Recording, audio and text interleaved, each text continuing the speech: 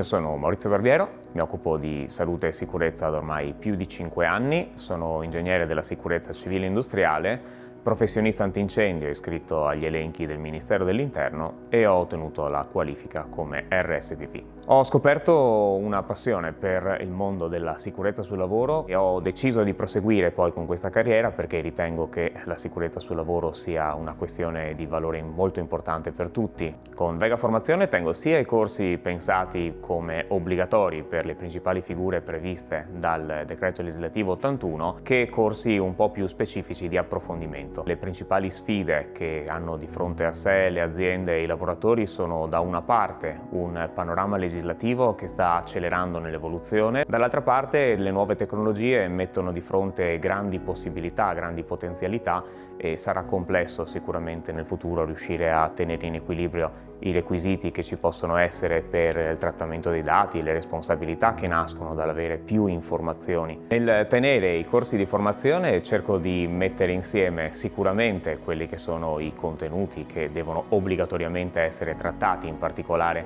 per quei corsi dedicati alle varie figure previste dalla legislazione vigente, con degli aneddoti che sono tratti dalla mia esperienza professionale, con esempi tratti dalla vita quotidiana e anche con qualche curiosità che magari si lega con il tema che si sta trattando. Essere un docente con Vega Formazione significa essere parte di una squadra con moltissime esperienze diversificate, avere l'opportunità anche di continuamente aggiornarsi vicendevolmente, visto che il panorama della sicurezza ha molte sfaccettature diverse e questo in realtà, oltre a una crescita professionale continua, lascia anche la possibilità di una crescita personale nel confronto con i colleghi.